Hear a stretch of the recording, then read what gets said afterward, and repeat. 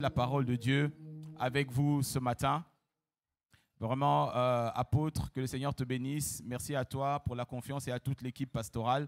Que le Seigneur vous bénisse. Amen. Alors, la dernière fois, j'étais venu tout seul. Cette fois-ci, je viens accompagner. Amen. Je suis venu avec une partie de mon équipe. Déjà, avec mon épouse, la sœur Lucie. Est-ce que tu peux te lever?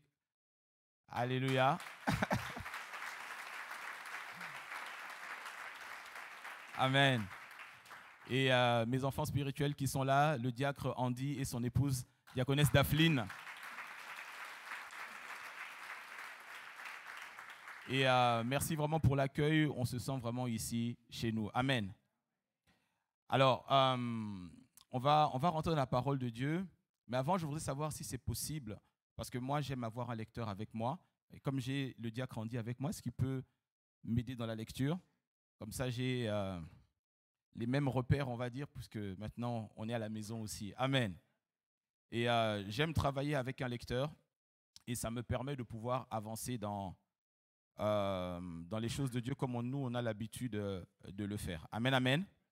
Alors, on va prier pour la parole. Là où tu es, tu peux juste incliner ta tête. Seigneur notre Dieu, je crois que tu vas nous parler ce matin.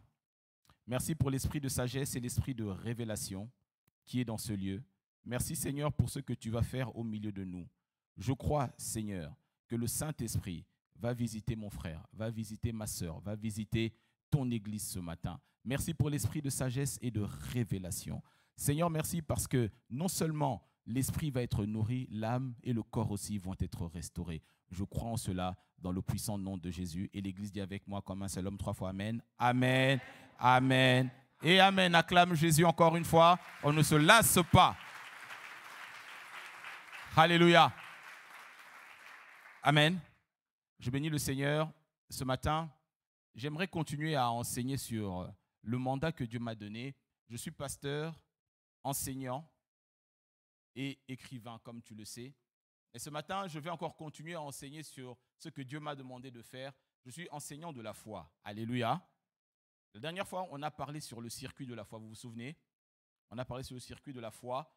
Et je vais continuer dans cet enseignement-là et ce matin te faire révéler quelque chose. Moi, j'aime être pragmatique et pratique dans l'enseignement de la parole de Dieu. Des choses que tu peux appliquer et voir des résultats directement dans ta vie. Amen. Alors, dans cette période de la fin que nous vivons, de la fin des temps, qui est caractérisée par l'apostasie, l'apostasie, ça signifie abandon de la foi. C'est-à-dire que les chrétiens sont en train non seulement soit de quitter l'Église, mais de s'attiédir, c'est-à-dire de devenir tiède ou ramener le monde dans l'Église. Et le Seigneur nous appelle, nous qui sommes enfants de Dieu, à vivre et à connaître ces réalités que l'on va voir aujourd'hui. Ce matin, j'aimerais te parler de l'esprit de foi. Amen. Quelqu'un dit avec moi, esprit de foi. Comme vous êtes des étudiants de la parole, vous savez, Jésus a dit, allez et faites de toutes les nations des disciples, n'est-ce pas? Et le mot disciple, tu le sais, ce n'est pas un terme religieux là-bas, c'est un terme académique. Un disciple est un étudiant. Amen. Donc je te recommande vivement de prendre note et de me suivre parce qu'on va aller dans la parole de Dieu. J'aime donner beaucoup de versets pour étayer ce que je dis, pour démontrer bibliquement que la Bible explique la Bible. Amen. Alors, la dernière fois, on avait défini ce qu'était que la foi. La foi n'est pas une philosophie, la foi n'est pas une émotion, la foi n'est pas un sentiment. Est-ce qu'on me comprend? Ah là là là là. Est-ce qu'on est ensemble? Ok. Je dis ceci. La Bible explique que la foi vient de ce que l'on entend. Et ce que l'on entend vient de la parole de Dieu. Et si Jésus a défini sa parole comme étant esprit et vie, ça veut dire que si la foi vient de la parole et si la parole est esprit et vie, ça veut dire que la foi est esprit. Jusque-là, c'est bon. On a défini la foi comme étant une force spirituelle qui provient de la parole révélée de Dieu. Parce que quand Paul dit que la foi vient de la parole de Dieu, il utilise le terme grec rhéma. Plus techniquement, rhéma ta Christos, le rhéma de Christ. C'est le rhéma de Christ qui produit la foi. Vous connaissez la différence entre logos et rhéma, donc on va poursuivre et aller plus vite et plus profondément. Est-ce qu'on est toujours ensemble? Alors, ce matin, j'aimerais te parler d'une dimension de la vie de la foi. Vous savez, ce n'est pas pour rien que la Bible répète à 4 reprises que le juste vivra par la foi. Dans le livre d'Habakkuk, dans le livre de Romains, dans le livre de Galates et dans le livre de Hébreux. Ça veut dire que la foi est un élément indispensable à la vie chrétienne. Jusque-là, on se comprend. C'est-à-dire que ce n'est même pas une option, c'est une obligation. Après être né de nouveau, la première chose qu'un chrétien doit savoir, c'est comment vivre par la foi. Parce que sans la foi, rien ne nous est accessible. Ok, c'est bon? Alors, ce matin, j'aimerais vraiment que vous puissiez comprendre ceci. C'est que la Bible nous enseigne cette réalité. Elle dit que la foi, c'est le mystère du royaume de Dieu. C'est-à-dire quand Paul parle de mystère, il parle de vérité cachée qui doit être enseignée aux initiés.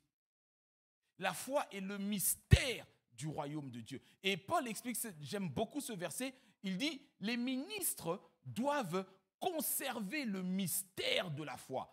C'est dans 1 Timothée 3, verset 9. Il dit que les ministres, c'est-à-dire les ministres, c'est ceux qui servent. Ce n'est pas simplement ceux qui sont dans les 5 ministères, c'est tout enfant de Dieu, ils doivent, et devoir, doivent, c'est un impératif. Ce n'est pas une option. Et ça veut dire, ils doivent conserver, maîtriser et avoir le mystère de la foi. Pourquoi? Parce que sans la foi, rien, je dis bien rien, ne nous est accessible dans le royaume de Dieu. C'est bon jusque-là? Ok, c'était mon intro. Maintenant, on rentre dans le vif du sujet. On va aller dans le premier passage qu'on va lire, c'est dans 2 Corinthiens, chapitre 4, verset 13. On va le lire dans la version Semeur. 2 Corinthiens, chapitre 4, verset 13. L'apôtre Paul explique cette réalité et je vais rentrer vraiment dans cela. Bien qu'on dit, tu as trouvé? Est-ce que si tu as trouvé, tu peux dire Amen? Amen. Ok, allons-y. 2 Corinthiens chapitre 4, le verset 13, version Semeur. Nous sommes animés de ce même esprit de foi dont il est question dans cette parole de l'Écriture. J'ai cru, voilà pourquoi j'ai parlé. Nous aussi nous croyons et c'est pour cela que nous parlons. Amen. L'apôtre Paul dit, nous sommes animés de ce même esprit de foi. Ça veut dire que la foi est un esprit qui est en mouvement et qui se manifeste par la parole. Il dit, je crois, voilà pourquoi je parle. Et ce matin, je veux te révéler ce secret de ce que c'est que l'esprit de foi. C'est un enseignement long et profond, mais je vais le synthétiser pour vous aujourd'hui pour que vous puissiez recevoir la quintessence, au moins les bases de cette notion. Parce que l'esprit de foi, c'est un instrument important que Dieu nous a donné à nous les chrétiens de la fin des temps pour pouvoir vaincre l'apostasie, pour pouvoir vaincre la tiédeur, la fatigue, la peur, le stress et avancer dans les choses de Dieu. Est-ce que l'Église est toujours avec moi ce matin? Amen. Quelqu'un dit encore avec moi, l'esprit de foi. L'esprit de foi. Alors, qu'est-ce que c'est que l'esprit de foi? Je vais prendre le temps de définir ceci. La première chose que tu dois savoir, c'est que l'esprit de foi fait partie de ce que la Bible appelle des 7 esprits de Dieu. Alléluia. Lorsque le prophète Ésaïe parle du Messie, dans Ésaïe chapitre 11, dans la version Darby, il dit qu'un rejeton va sortir du tronc d'Ésaïe, c'est-à-dire David. L'esprit de l'Éternel reposera sur lui.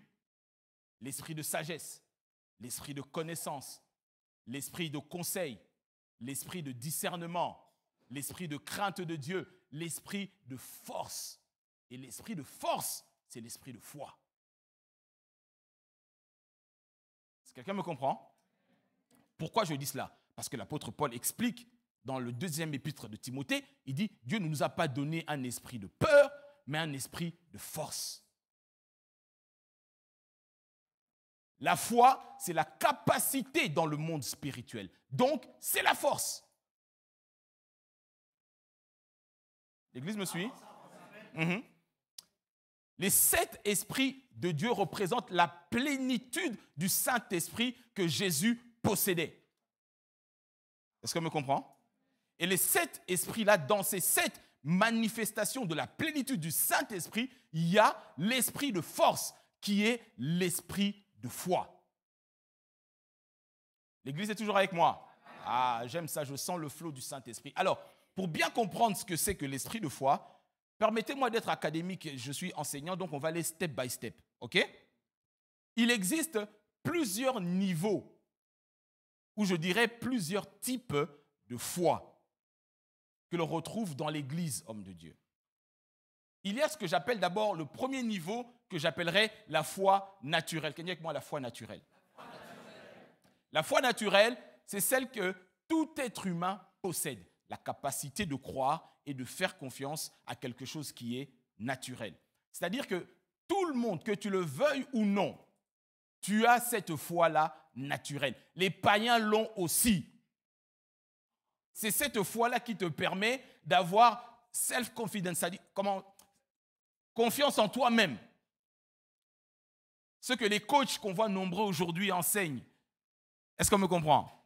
Ce que les coachs ont aujourd'hui là, ils t'enseignent à développer ta foi naturelle. C'est-à-dire que quand tu vas chez Carrefour, tu achètes ta brique de lait, tu exerces ta foi naturelle. Comment? Quand tu achètes le lait, tu crois que Carrefour a fait le nécessaire pour que ce lait-là ne te soit pas nocif.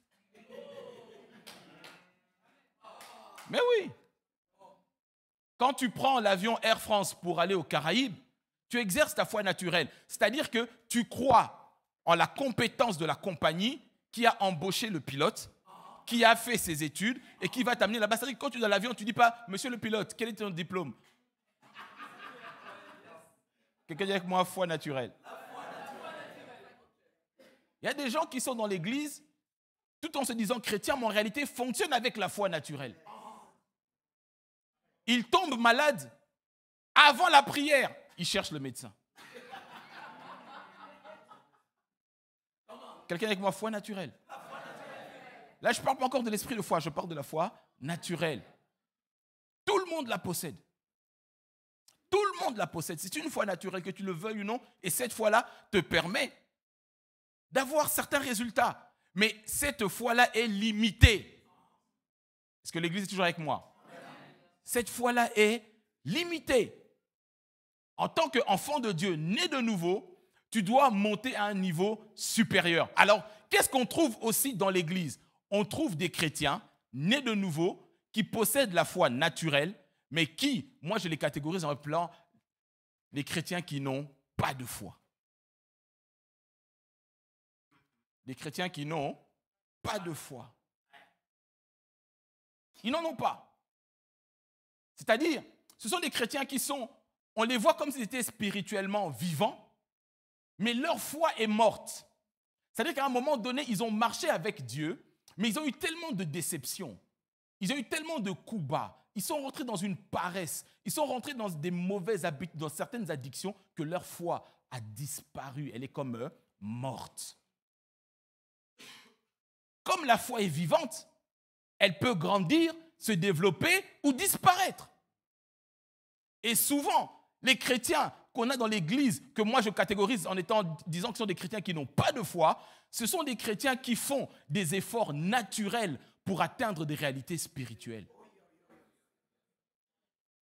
Est-ce que quelqu'un me comprend? C'est comme l'apôtre Pierre qui a voulu aider Jésus avec son épée. Résultat, il était froissé, abattu, il a perdu la foi. C'est pour ça que Jésus disait « Simon, Simon, Satan t'a réclamé. Mais moi, Jésus, j'ai prié pour ta foi. » Quelqu'un me comprend? Il dit « J'ai prié pour ta foi. » Attendez, on va lire le verset parce que peut-être d'autres ne connaissent pas. Dire qu'on dit, on peut aller dans Luc 22, version parole vivante. J'aime bien la version parole vivante pour les textes du Nouveau Testament. Le verset 31, s'il te plaît. Écoute Simon, méfie-toi. Luc 22, verset 31, parole vivante. Écoute Simon, méfie-toi. Satan a demandé le droit de vous passer tous au crible, comme on secoue le blé pour le séparer de la balle. Verset 32. Mais moi, j'ai prié pour toi, pour que tu ne perdes pas la foi. Et toi, le jour où tu seras revenu sur le bon chemin, sois le soutien de tes frères, fortifie-les dans la foi. Amen. Il dit le jour où tu seras revenu, ça veut dire qu'il était parti. Tu as essayé de percer dans l'église, tu as essayé de percer dans la chorale par tes propres moyens, et à un moment ça ne passe pas, tu perds la foi.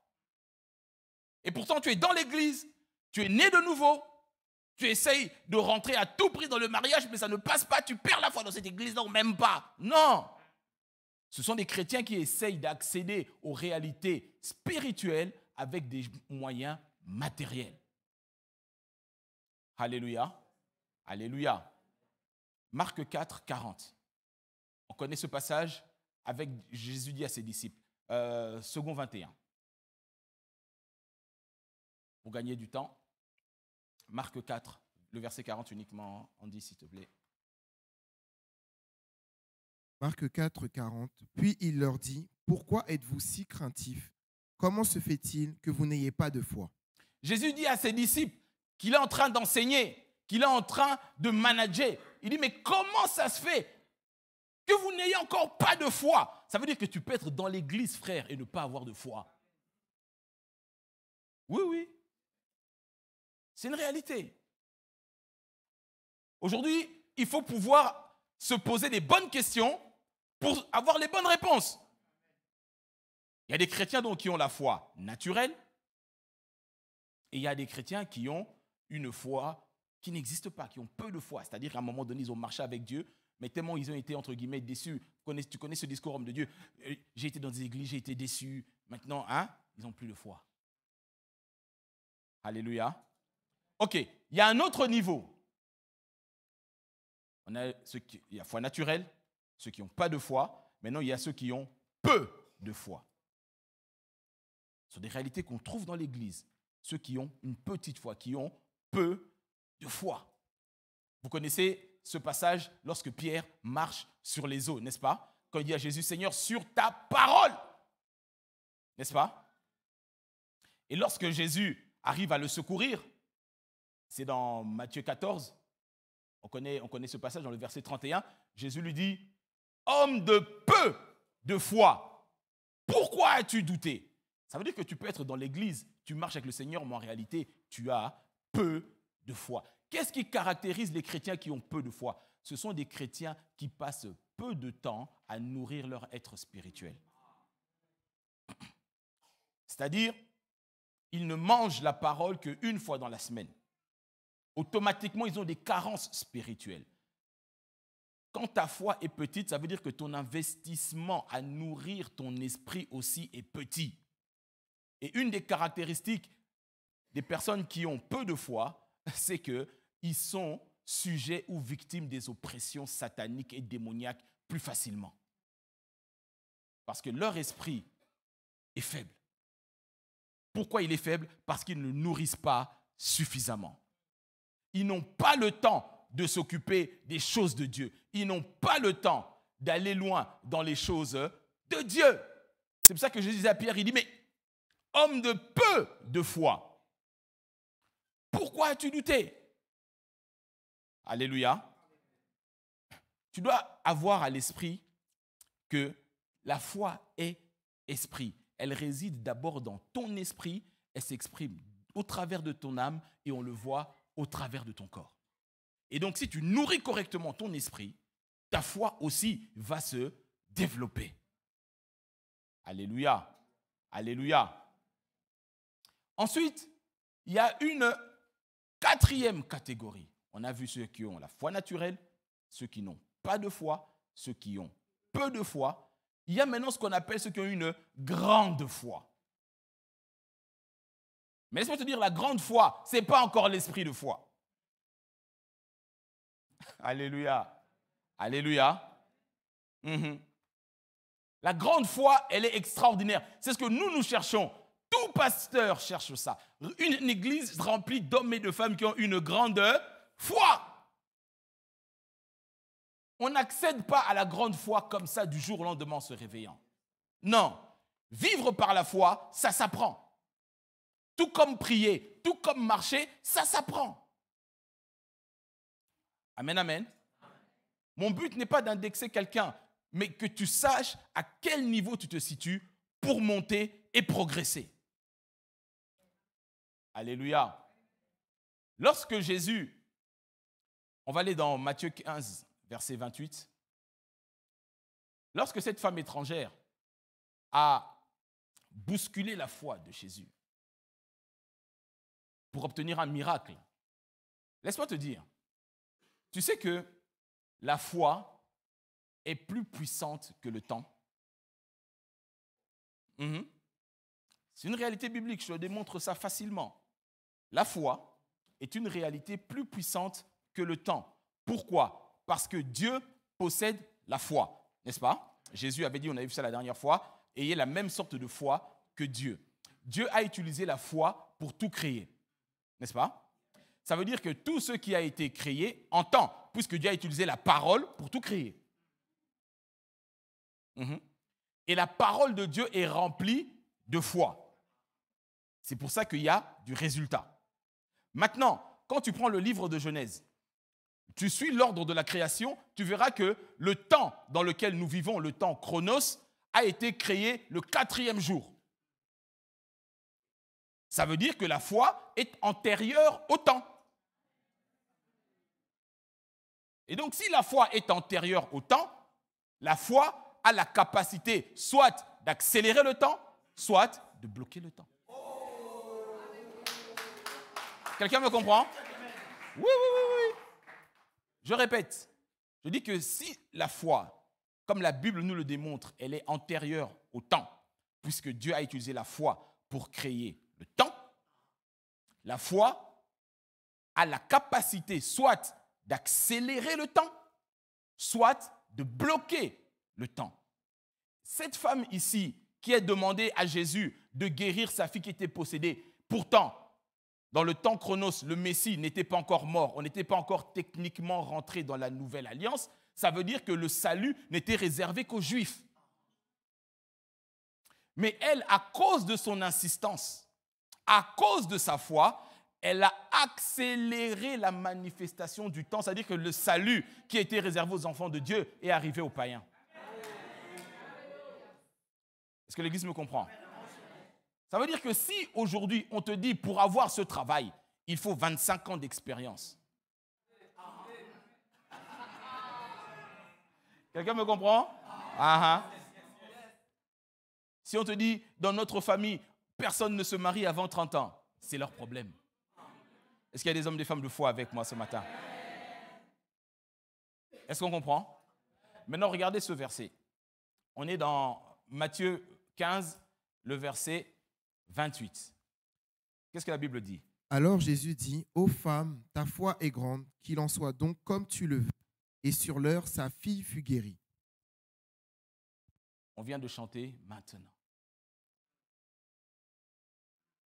Oh, est-ce que quelqu'un me comprend? La foi biblique opère au présent.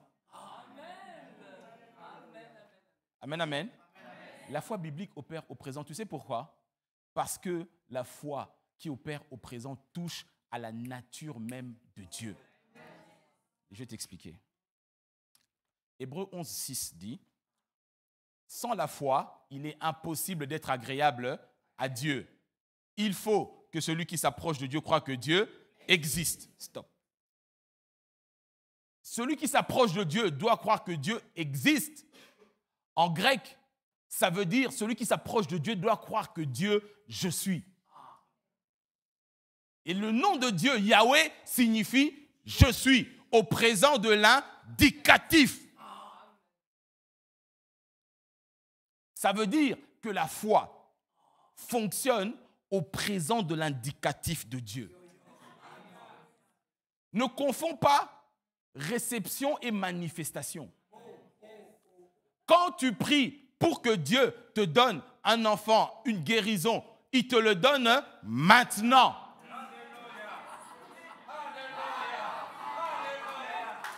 Est-ce que l'Église me suit? Alléluia. Il te le donne quand? Maintenant. Où ça? Ici. Quand? Maintenant. Où ça? Ici. Quand? Maintenant.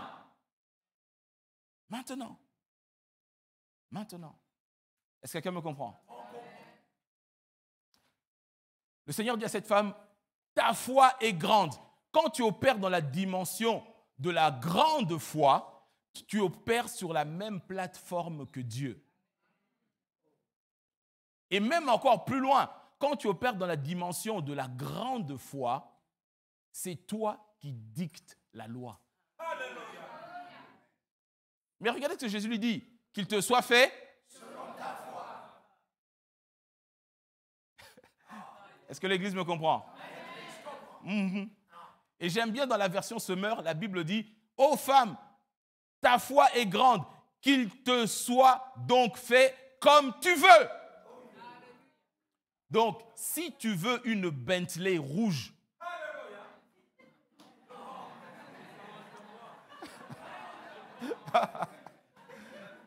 est-ce que l'Église me comprend? Qu'il te soit fait comme tu veux. Comme tu veux. C'est pas, oh Seigneur, donne-moi une voiture. Non, non, non. Quelle voiture? Est-ce qu'on se comprend? Parce que toute personne est différente. Jésus, mon jeune frère, tu pries, Seigneur, donne-moi une femme. Mais tu dois connaître tes goûts, frère.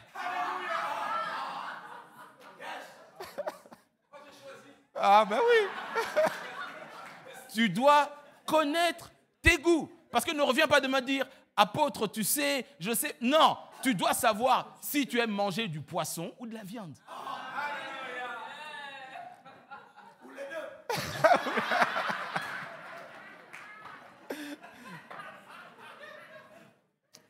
Amen. La foi biblique est précise. Et la grande foi,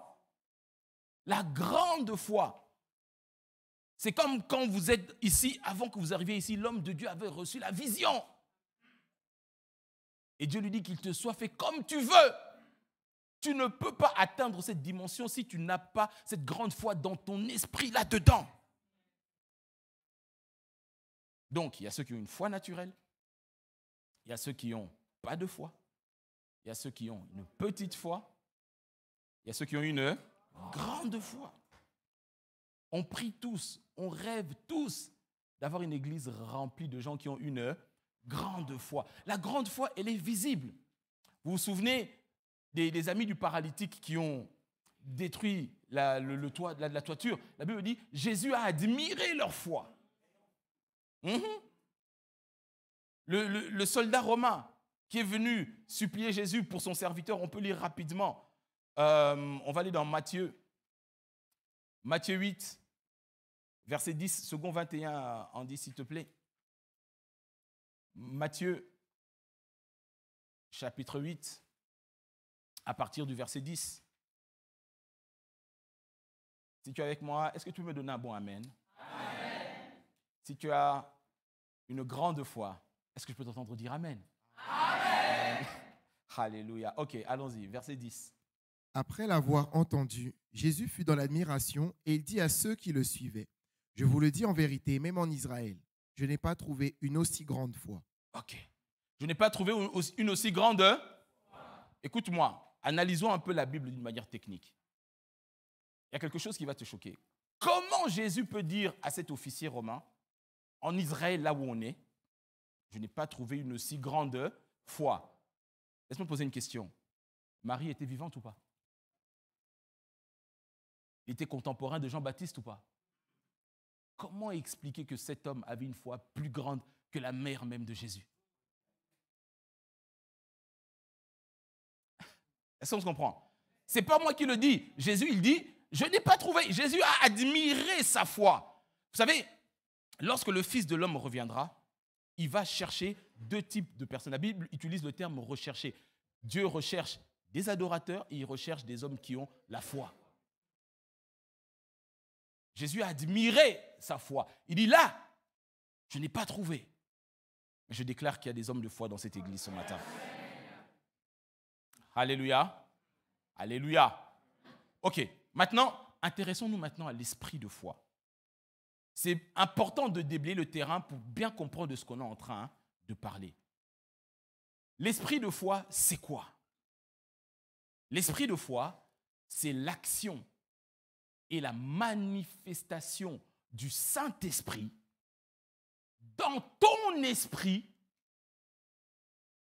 Il réveille et il relève ton esprit face aux dangers, aux challenges et aux défis. C'est-à-dire que l'esprit de foi fonctionne, pas quand toi tu le désires, mais il sort automatiquement de ton esprit face à un danger, un défi, un challenge. On fait tous face à des défis, à des challenges, à de l'hostilité, n'est-ce pas? Quand tu es dans une dimension où tu as peu de foi, il y a des victoires que tu ne peux pas remporter. Impossible.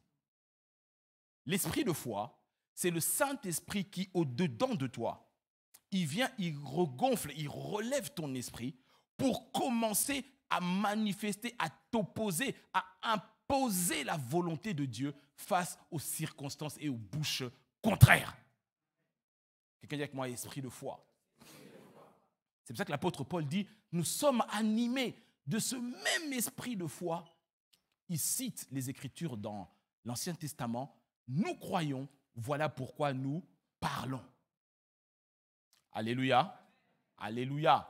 Dans ces temps de la fin où nous sommes, où il y a des challenges, où les gens renient Jésus, où les gens ne veulent plus entendre parler de l'Église, où le mélange est rentré dans l'Église, nous avons besoin, tu as besoin. C'est-à-dire qu'à un moment donné, ton enfant à la maison peut faire une crise, il tombe malade, bim, tu ne sais pas qu'est-ce qui se passe.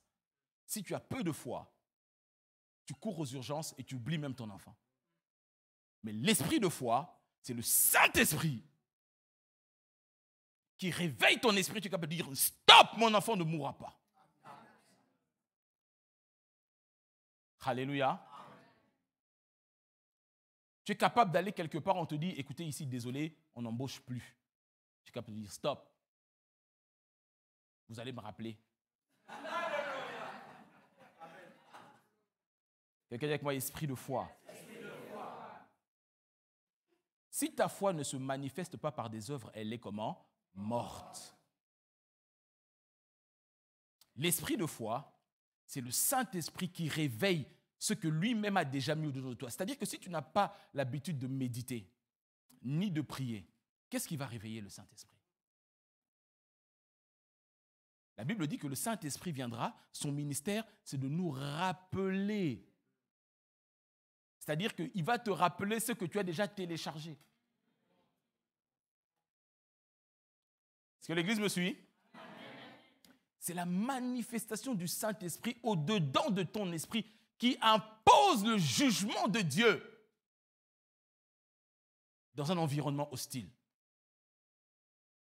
Alléluia. Alléluia. Ok, on continue. L'esprit de foi, c'est ce même esprit qui était dans la vie du prophète Élie. L'esprit de foi est transmissible. On parle toujours des liens de famille. Oui, c'est vrai. Si ces liens-là sont transmissibles, à plus forte raison, l'esprit. Vous vous souvenez dans le deuxième épître de Timothée, lorsque l'apôtre Paul dit « Je me souviens de toi dans mes prières en larmes » et la même foi sincère qui était dans ta grand-mère Eunice se trouve dans ta mère Loïs et se retrouve en toi. Ça veut dire que l'esprit de foi, la foi, elle est transmissible. Alléluia. Alléluia. L'esprit de foi, Dieu nous l'a donné pour imposer la supériorité du royaume de Dieu sur les circonstances de la réalité. Et l'esprit de foi, Dieu le donne aux hommes et les femmes de challenge. Est-ce qu'il y a des hommes et des femmes de challenge avec moi ce matin? J'aime beaucoup ce verset. Dans Juge, on parle de Samson. Dans Juge chapitre 15, version parole de vie. Juge chapitre 15, le verset 14, c'est l'histoire quand Samson a été livré par ses propres frères aux Philistins. Est-ce que quelqu'un me comprend? Il a été livré par ses propres frères aux Philistins. Et lorsque ils ont attaché Samson, Samson leur a été livré. Et là, on arrive maintenant au verset 14. On va lire le verset 14 et le verset 15. Amen, amen. Ok, vas-y. Quand il arrive à Léhi, les Philistins viennent à sa rencontre en poussant des cris de joie. Alors l'Esprit du Seigneur saisit Samson. Stop. J'aimerais dire à quelqu'un, vraiment, suis-moi bien, je parle sous le mandat de Dieu. Si il y avait des choses qui te gardaient enchaîné, et si les adversaires, tes ennemis, s'apprêtaient à pousser des cris de joie parce qu'ils pensaient que pour toi c'était terminé, que l'esprit de foi se réveille en toi maintenant. Dieu ne laissera plus les païens se moquer de toi. Quelqu'un me suit? Dieu ne laissera plus les païens pousser de cris de joie, festoyer, parce que toi, tu es dans le malheur. Ce temps-là est terminé. Et lorsque Samson a été livré par ses propres frères, lorsque tu as été trahi, livré par tes propres frères, et que les méchants veulent maintenant célébrer, que mon Dieu se lève pour toi ce matin. Regardez qu'est-ce que le verset dit, on peut reprendre. Quand il arrive. Quand il arrive à Léhi, les Philistins viennent à sa rencontre en poussant des cris de joie. Alors l'Esprit du Seigneur saisit Samson. Les cordes qui attachent ses bras et ses mains deviennent comme du lin brûlé par le feu et elles tombent.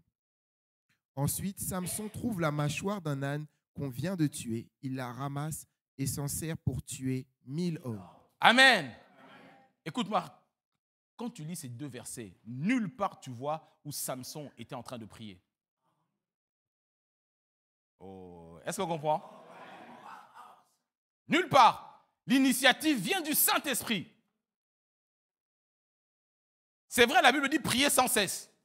Mais comme il est tout le temps en connexion, que l'Esprit de Dieu est en toi, je dis que l'Esprit de foi, c'est le Saint-Esprit qui vient et qui réveille au-dedans de toi. Lorsque tes ennemis s'apprêtent à faire ça, ils ont dit là, c'est le renvoi assuré. Là, c'est le rejet automatique. Ils ont tout préparé. Ah, que le Saint-Esprit ce matin réveille l'esprit de foi au-dedans de toi. Amen, amen. Le temps est arrivé où les païens ne se moqueront plus jamais de ton Dieu.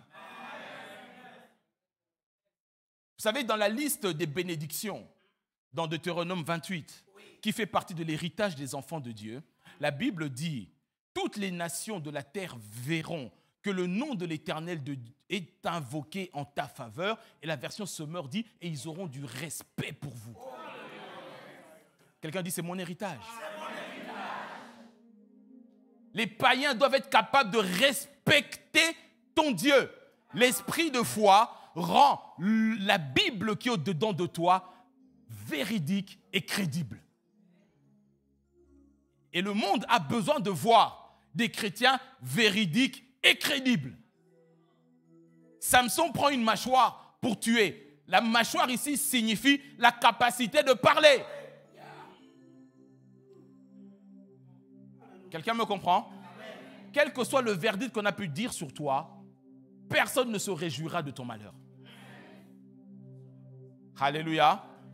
Maintenant, rapidement, quelques caractéristiques pratiques de l'esprit de foi. On a vu que l'esprit de foi, c'est le Saint-Esprit qui descend dans ton esprit pour réveiller sa puissance et sa personne au-dedans de toi face au challenge, à l'adversité, aux situations impossibles.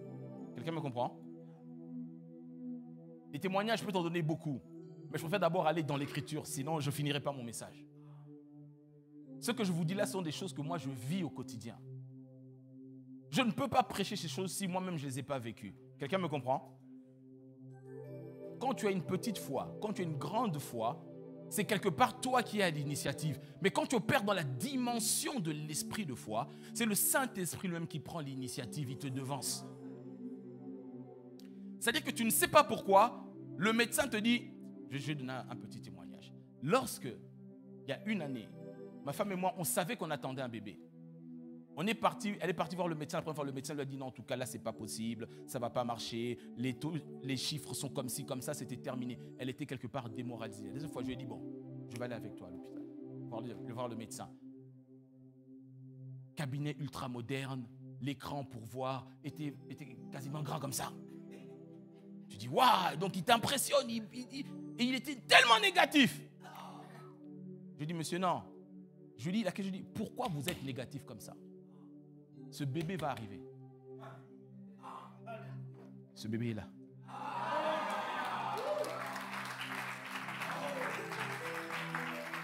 C'est pas une question, c'est pas quand il était en train de parler, j'étais en train d'intercéder, Rabachanda Kaya. Non, c'est l'esprit de foi qui est sorti dedans de moi, qui dit stop! Stop! Quelqu'un me comprend? Première caractéristique de l'esprit de foi. L'esprit de foi parle le langage de l'impossible possible. Est-ce que je répète? L'esprit de foi parle.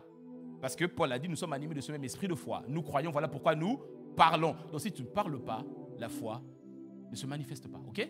Donc je dis que l'esprit de foi parle le langage de l'impossible possible. Et je te donne un verset biblique pour appuyer cela. Alléluia. Est-ce qu'on est ensemble, l'église? Matthieu 10, 18 à 20 dans la version second 21.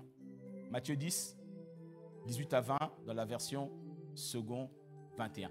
Jésus ici, il explique, il dit, quand vous allez devenir chrétien, vous allez être dans des combats, dans des tourments, dans des procès. On va vous amener dans des situations compliquées. Mais ne vous inquiétez pas de ce que vous allez dire. Regardez bien, on peut lire le verset 18 à 20. À cause de moi, vous serez conduits devant des gouverneurs et devant des rois pour leur apporter votre témoignage à eux. À cause de Jésus, tu seras amené devant des gens qui sont satanistes, rosicruciens. Est-ce qu'on se comprend? Tout cela. Jésus dit, il va permettre cela pour que tu apportes un témoignage. Un chrétien, c'est un témoin. Est-ce qu'on se comprend? Un chrétien est un témoin. C'est un témoin qui a vu et qui a entendu, qui a expérimenté. Il y a certains combats, certaines saisons que Dieu te permet de traverser pour que tu sois un témoignage vivant. Alors arrête de pleurer. Arrête de penser que Dieu t'a abandonné. La Bible répète à 4 reprises que le juste vivra par la foi. Il n'est pas un homme pour mentir, ni pour changer d'avis. On est maintenant au verset 19. Mais quand on vous fera arrêter, ne vous inquiétez ni de la manière dont vous parlerez, ni de ce que vous direz. Ce que vous aurez à dire vous sera donné au moment même. Quand ça? Ici et maintenant. Mais je fais une parenthèse. C'est que cette parole-là devrait déjà être téléchargée en toi. Ce n'est pas ce moment-là que tu vas chercher une Bible. C'est comme quelqu'un quand tu entends qu'on est en train de cambrioler ta maison, tu dis, ah bon, maintenant je vais me mettre au karaté un petit peu. Non! C'est trop tard. C'est ce que font beaucoup de chrétiens. Ils ne sont jamais à l'église. Mon moment commence à les cambrioler. Bon, ben, je vais commencer le kung-fu. Trop tard, ils sont déjà au rez-de-chaussée. Est-ce qu'on se comprend? Le Seigneur dit, quand vous serez devant des combats, ne vous inquiétez pas. Ta part à toi, c'est d'avoir déjà téléchargé. Ce n'est pas là que tu vas chercher. Non, c'est le Saint-Esprit qui va faire. Ok, on reprend le verset 19, s'il te plaît. Mais quand on vous fera arrêter, ne vous inquiétez ni de la manière dont vous parlerez, ni de ce que vous direz. Ce que vous aurez à dire vous sera donné au moment même. En effet, ce n'est pas vous qui parlerez, c'est l'Esprit de votre Père qui parlera en vous. Est-ce qu'on est ensemble, l'église? Donc, qu'est-ce qui inspire les paroles? L'Esprit. C'est l'Esprit de Dieu qui va réveiller ton esprit et qui va te permettre de parler face au roi, face aux sorciers de ta famille, face aux magiciens, face aux prêtres vaudous qui maudissent ta vie. C'est l'Esprit de Dieu et ça s'appelle l'Esprit de foi. Est-ce que l'Église est toujours avec moi? Amen, amen. En effet, ce n'est pas vous qui parlerez, mais c'est l'Esprit de votre Père qui est en vous. Imagine-toi, en étudiant cette réalité, je me suis rendu compte que l'esprit de foi traverse et transcende toute la Bible. Lorsque Dieu a envoyé Moïse libérer Israël face à l'armée la plus puissante, tu vois déjà la guerre qui est entre l'Ukraine et la Russie, face à l'armée la plus puissante de l'époque, Dieu il a dit, il dit, je serai moi-même avec ta bouche. C'est tout. Je serai moi-même avec ta bouche. Terminé. C'était l'arme la plus puissante qu'il avait. Et grâce à ça, il a renversé l'armée la plus puissante, l'économie la plus puissante et les sorciers les plus puissants de l'époque. Je déclare que le Dieu de Moïse est présent dans cette église ce matin. Amen, amen. Yes. Ézéchiel 2, versets 1 à 2. Ézéchiel 2. L'esprit de foi te fera réagir d'une manière tic au tac, automatique face à certaines situations. Dans la version Semeur, qu'est-ce que la Bible dit? Il me dit, fils d'homme, tiens-toi debout car je vais te parler. Dès qu'il m'eut adressé ces mots, entra en moi et me fit tenir debout, et j'entendis celui qui me parlait. Dès que Dieu va commencer à te parler, le Saint-Esprit va entrer au-dedans de quelqu'un ce matin. Tu n'as pas saisi, tu n'as pas saisi, tu n'as pas saisi. Ézéchiel dit, dès que tu entends les paroles que je prononce ce matin, le Saint-Esprit rentre dans ton esprit et il est en train de relever celui qui était courbé. Il est en train de relever celui qui était abattu. Il est en train de consoler celui qui est en train de pleurer. Est-ce que l'Église me comprend? L'esprit de foi est une réalité. C'est une arme puissante que Dieu a donnée à l'Église. L'esprit de foi, ce sont les violents qui s'en emparent. L'évangile n'appartient pas aux peureux. L'évangile n'appartient pas aux poules mouillées, ni aux poltrons, ni aux craintifs. Non, ce sont les violents qui s'en emparent. Vous connaissez ce passage qui dit, depuis l'époque de Jean-Baptiste, le royaume de Dieu est combattu, mais ce sont les violents qui s'en emparent.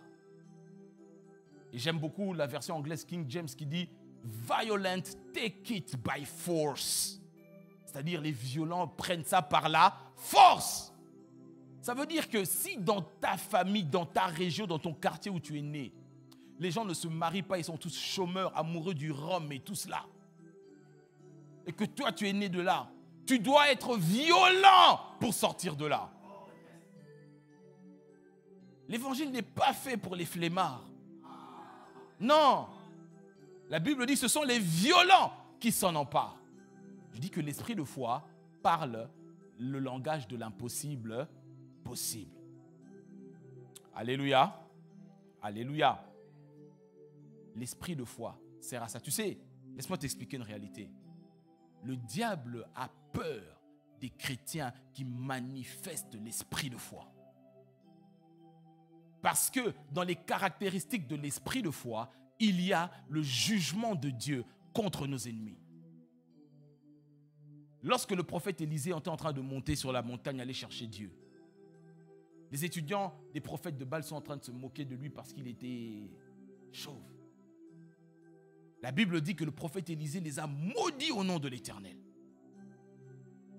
Et un ours est venu, les a dévorés. Isaïe dit, on craindra le nom de l'Éternel sur toute la surface de la terre. Et quand le méchant viendra comme un fleuve, l'Esprit de l'Éternel le mettra en fuite. Est-ce que l'Église me comprend? Il faut que tes ennemis aient peur de l'esprit de foi qui est au-dedans de toi. Il faut commencer à dire, mais Josette, tu sais, quand toi tu dis, les choses arrivent toujours. On dit, Arlette, quand toi tu dis oui, c'est toujours oui, je ne sais pas comment il faut, mais ils obéissent.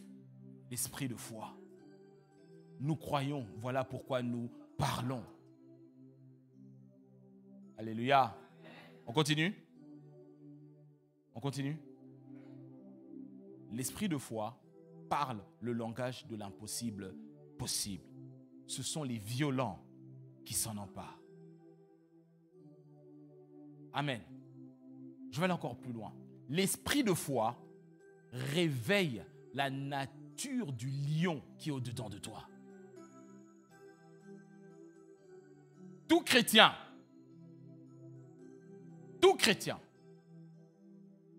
possède la même nature que Jésus. Parce que tel il est, tel nous sommes.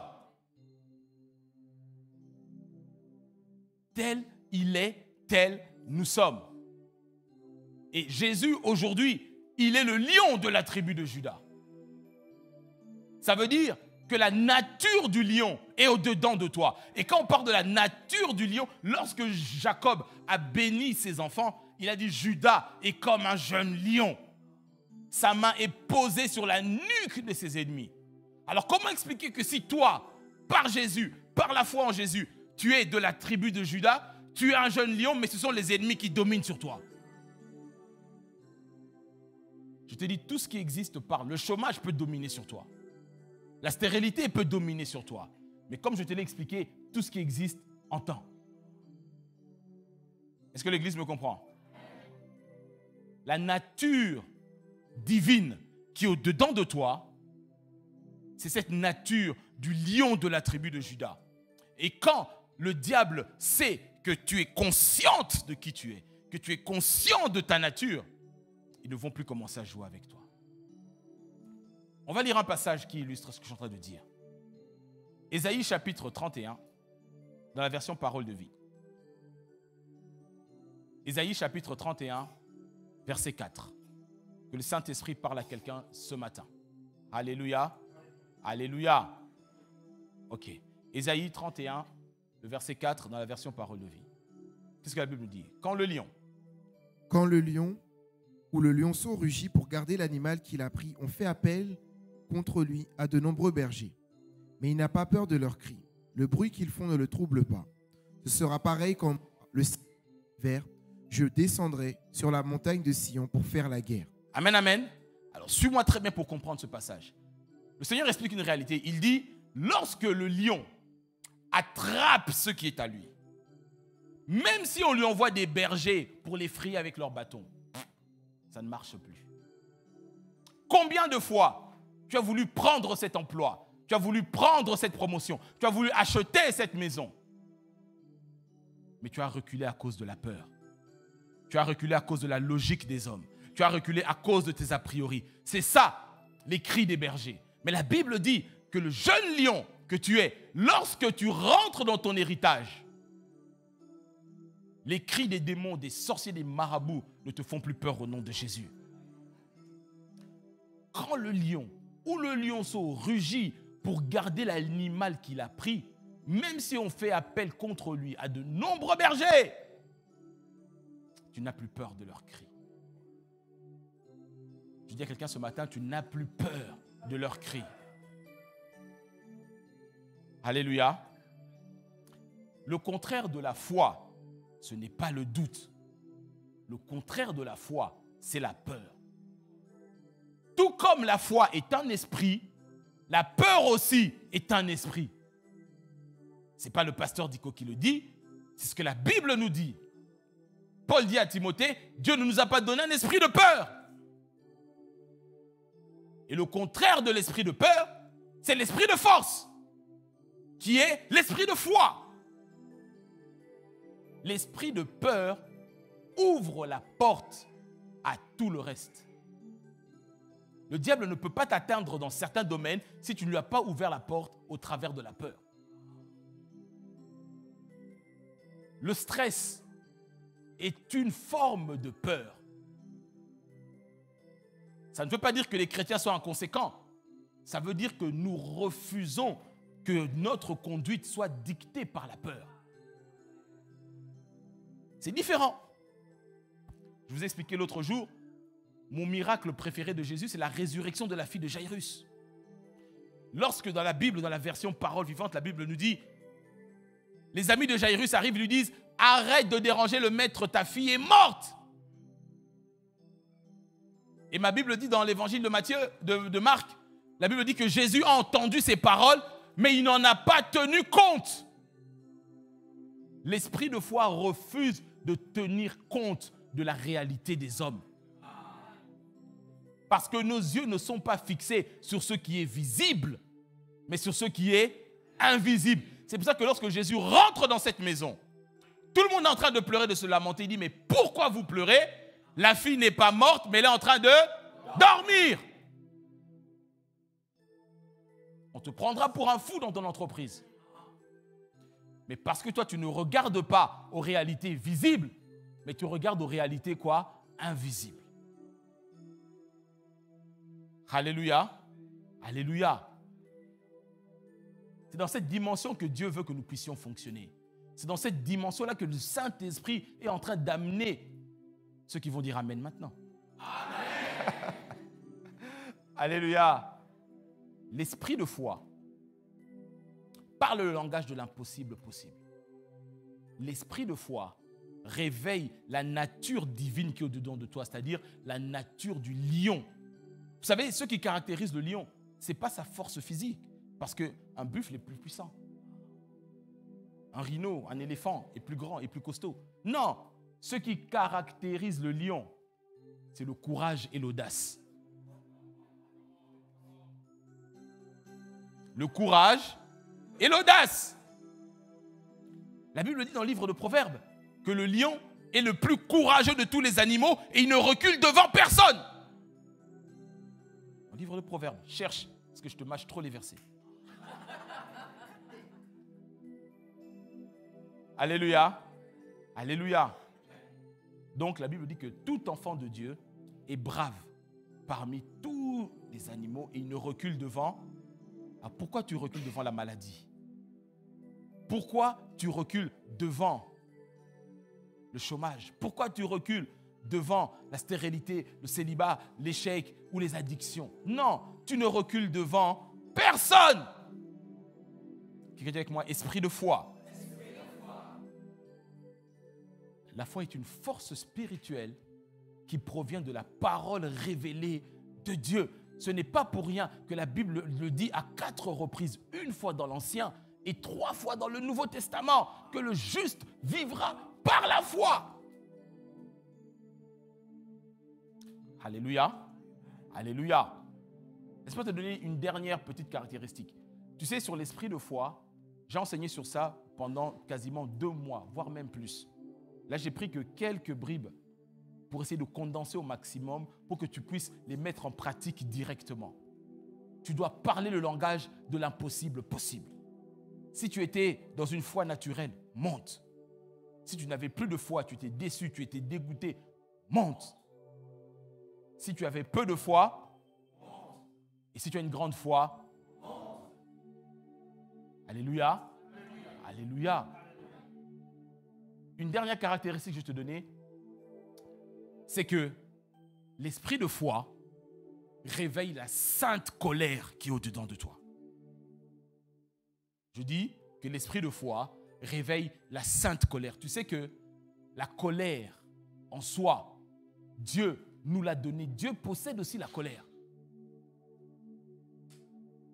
Pour délivrer ses enfants face à l'injustice, face à la cruauté, pour rétablir ton droit, Dieu utilise la colère. La Bible dit, mais lorsque toi tu te mets en colère, ne pêche pas. Parce qu'il y a des gens, quand ils se mettent en colère, ils perdent leur contrôle, alors que Dieu nous a donné un esprit de maîtrise de soi. Est-ce qu'on voit la différence? La colère est un instrument spirituel puissant. Nous qui pratiquons la délivrance, on connaît cette réalité. Quand tu vois comment le diable est en train de détruire des vies, il y a un moment donné où tu peux être découragé, fatigué, mais cette sainte colère monte au-dedans de toi. Face à l'échec répété dans la vie de tes enfants, tu dois te mettre en colère et pas dire, oh mais tu sais, les enfants d'aujourd'hui sont tous comme ça. Hein. Non! Non! Face à certains mélanges qui rentrent dans l'église, Jésus a pris le fouet. La sainte colère. Est-ce qu'on comprend ça? C'est l'esprit de foi qui fait qu'on peut dire que dans notre église, on ne peut pas tolérer certaines choses qu'on voit dans le monde et qui sont rentrées dans certaines églises aujourd'hui parce que c'est à la mode. Non, la sainte colère, et c'est l'esprit de foi qui réveille cela. Est-ce que quelqu'un me comprend? Dieu lui-même, pour opérer de grandes délivrances, de grandes percées. On va lire un passage dans Job chapitre 9, parole de vie, versets 5 à 7. Job chapitre 9, versets 5 à 7. Tu as trouvé? Est-ce que tu peux me donner un puissant amen? Amen. Pas un amen affamé. Si tu as trouvé, est-ce que tu peux me donner un puissant amen? Amen. Yes. Alors, regardez, qu'est-ce que nous dit le verset 5? Il déplace les montagnes tout à coup et les renverse dans sa colère. Il fait trembler la terre, il secoue les piliers qui la portent. Il peut interdire au soleil de se lever. Il peut interdire au soleil de se... La foi stoppe la course du soleil ou pas? Josué, vous vous souvenez de ça? La Bible explique la Bible. Sous l'effet de cette sainte colère, tu peux commander au temps. On dit voilà, à cause de cette situation, dans 3 mois c'est terminé. Lorsque tu te mets en colère face à cette injustice, tu dis non, ça n'arrivera pas dans ma famille. Ça n'arrivera pas dans ma maison. Même si tout le quartier est contaminé ou tout l'immeuble, mais chez moi, non. Tu stoppes l'effet du temps. Est-ce que quelqu'un me comprend? Dans sa colère, tu peux interdire, c'est-à-dire le cycle normal répétitif à cause de l'esprit de foi. Tu peux dire stop, soleil, arrête-toi. Tant que je n'ai pas percé dans ce pays, cette boîte ne coulera pas. Quelqu'un me comprend? Tant que je n'ai pas fini mon temps dans cette entreprise, cette boîte ne coulera pas. Malgré la guerre, malgré la crise. Quand je partirai, tant pis. Mais tant que je suis là, ça ne coulera pas. Est-ce que quelqu'un me comprend? Je parle à quelqu'un, tu peux être dans une entreprise, on est en train de te dire, ça va fermer, ça ne marche plus. Je dis, tant que tu es en alliance avec Dieu, dans tes dîmes, dans tes autres, Dieu dit dans les dîmes, il menace le dévoreur. Même si le dévoreur s'appelle la guerre en Ukraine, même si le dévoreur s'appelle le taux d'inflation qui va arriver à 10%, ce n'est pas notre problème. Eux, ils sont en Égypte, nous, on vit à Goshen. La Bible dit qu'il y avait les ténèbres en Égypte, mais il y avait le soleil où? À Goshen. Est-ce que l'Église me comprend? Tu peux reprendre le verset 7, s'il te plaît? Il peut interdire au soleil de se lever. Il peut interdire au soleil de se lever. Il peut empêcher les étoiles de briller. Tu peux empêcher certaines étoiles de briller. C'est-à-dire que quand tu arrives dans une entreprise, bizarrement, tout le monde dit oui à Stéphane. On ne lui dit jamais non.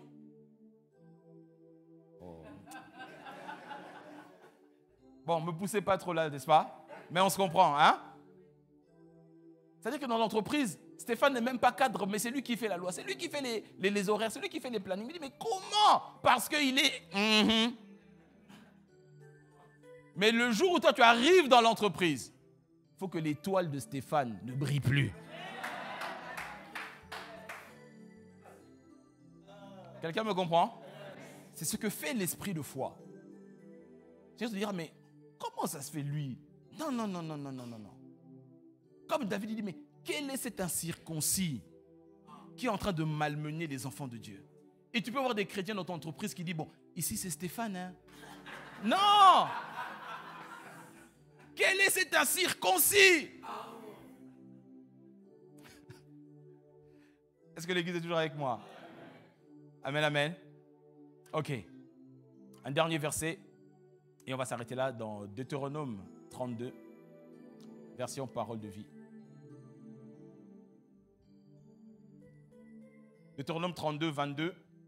Et on lira aussi pour finir Job 9, 13. Et on va s'arrêter là. Deutéronome 32, 22. C'est le Seigneur qui parle. Qu'est-ce qu'il dit?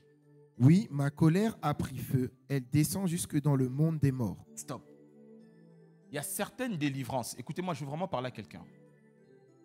Si ton grand-père ou ton arrière-grand-père avait fait un pacte pour que toi tu sois bloqué dans la vie, quelqu'un me comprend? Je peux? Ok. Comme j'ai dit, nous on pratique la délivrance parce que ça fait partie du mandat. Vous savez que le ministère de la délivrance a commencé par Jésus-Christ. N'est-ce pas? Ok. Et la délivrance a commencé dans l'église, c'est-à-dire dans la synagogue. La loi de la première mention. Jésus a chassé. Première délivrance, c'était dans l'église. Donc Jésus dit, mais dans vos églises, il y a des délivrances. Oui, c'est pour nous. Est-ce qu'on comprend? Ok. Non, laisse-moi expliquer. Il y a quelque temps, j'étais amené à faire de la délivrance d'une sœur de la Martinique. Dans sa famille, donc, le père de son grand-père, le père de son grand-père, pour devenir maire de leur ville, a fait un pacte, une alliance. Il a dit, toutes mes filles, dans la descendance, les aînées deviendront des prêtresses. Et cette jeune sœur-là qui arrive dans l'église, qui s'est mariée, mais son mariage ne décollait pas. Sa vie ne marchait pas bien, son couple, et pourtant ils travaillaient, ils avaient comme certains moyens, mais ça ne marchait pas. Lorsqu'on a commencé à traiter cela dans la prière, on a commencé à faire la délivrance. Qu'est-ce qu'on entend? Une voix d'homme qui commence à parler. Mais vous êtes qui? Qui vous a envoyé déranger mes histoires? Une jeune fille mince, mais qui est devenue costaud. Est-ce qu'on comprend?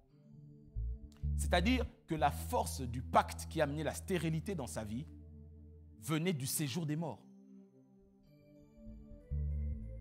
N'est-ce pas?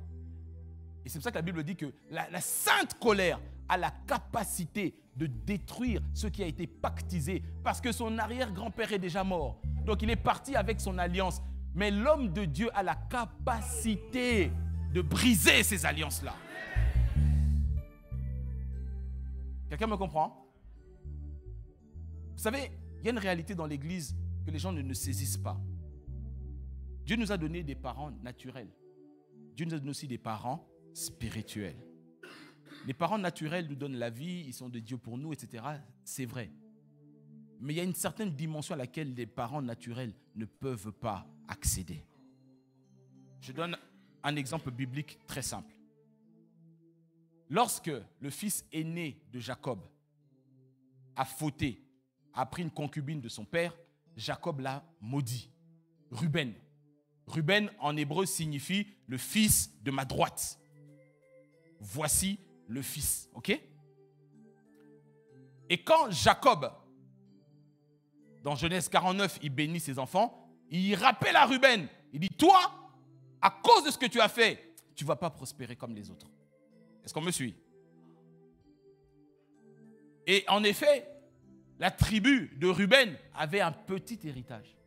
Mais il a fallu que Moïse, en tant que père spirituel de la nation d'Israël, pour les faire rentrer dans Canaan, Moïse avait la capacité d'annuler cette malédiction. Et tu retrouveras dans ta Bible, la Bible dit que Moïse se lève et il parle à la tribu de Ruben et il dit que Ruben vive. Il le répète 2 fois. Il dit que Ruben vive et que son nombre ne soit pas petit. Ça veut dire quoi? Parce que Jacob même le dit. Il dit, la bénédiction de ton père spirituel dépasse la bénédiction de ton père naturel. Je paraphrase, mais c'est ce sens-là. Comprends-moi bien. Dans l'Église, l'homme de Dieu que le Seigneur a établi sur vous dans cette assemblée a la capacité, même si ton propre père biologique t'a maudit, Dieu lui a donné le mandat d'annuler ce qui a été décrété dans le séjour des morts. Est-ce que quelqu'un me comprend? Quelqu'un me suit? Mais il y a une particularité des chrétiens, pasteur, qui m'étonne souvent. Tu sais que l'Église, c'est la seule institution, on va dire, groupement, où, c'est vrai, il y a des gens qui te disent, papa, tu es mon père spirituel, tu es mon père spirituel. Oui, d'accord. Mais ton père naturel, souvent, même les païens, quand tu te conduis mal, il t'a tapé, fessé, même devant tes amis. Quand demain, il te dit, viens, tu viens, n'est-ce pas? Vrai ou faux? Oui. Mais le jour où le père spirituel te reprend, ton père devient le voisin. N'est-ce pas? Ah, mais il n'y a pas l'amour. On ne me comprend pas. Ton propre père te chicotait et quand il te dit, viens, tu venais. Mais quand ton père biologique te dit, écoute, arrête ça, je ne veux pas. Tu dis, non. Dieu nous a créés libres quand même. Et tu deviens l'enfant du voisin. Sur YouTube, ça t'a plu, il y a des lumières. C'est ma nouvelle église. Bon, je dis ça, je ferme la parenthèse. Est-ce que quelqu'un me comprend? Est-ce que l'église est toujours avec moi? La colère de Dieu descend jusque dans le monde des morts. Elle détruit tout ce que la terre a produit. Elle brise la base des montagnes. C'était sur les montagnes qu'on bâtissait les autels pour faire des sacrifices. Il y a des percées que tu ne peux pas voir dans la vie si l'esprit de foi ne se lève pas et que tu ne parles pas et que tu ne condamnes pas certaines addictions. Est-ce que l'église me suit? Donc, pour finir, je dis ceci. Tu veux vivre ces réalités. Tu dois comprendre que l'esprit de foi parle, mais il ne parle pas n'importe comment. Il parle le langage de l'impossible qui devient possible. Tu dois sortir de ton sommeil spirituel. Ce sont les violents qui s'en emparent. Ce sont la colère sainte qui est au-dedans de toi. Réveille la nature divine, c'est-à-dire la nature du lion. Tu es courageux parmi tous les animaux et tu ne recules devant personne. J'aime ce que Salomon dit. Il dit, un roi, c'est-à-dire un enfant de Dieu qui est en colère, est comme un lion qui rugit. Et celui qui met ce roi en colère met sa vie en danger. Donc, quand tu vas commencer à rugir, celui qui va commencer à te combattre, lui-même mettra sa vie en danger. Alléluia. Je répète, je dis, quand tu vas prendre ces réalités à cœur et que tu vas commencer à proclamer les bénédictions, les choses de Dieu dans ta vie, celui qui va continuer à te combattre, lui-même mettra sa vie en danger. Parce que l'esprit de foi réveille le lion qui est au-dedans de toi. L'esprit de foi réveille la nature divine qui est au-dedans de toi. Est-ce que tu as été béni ce matin? Acclame le roi des rois. Alléluia. Yes.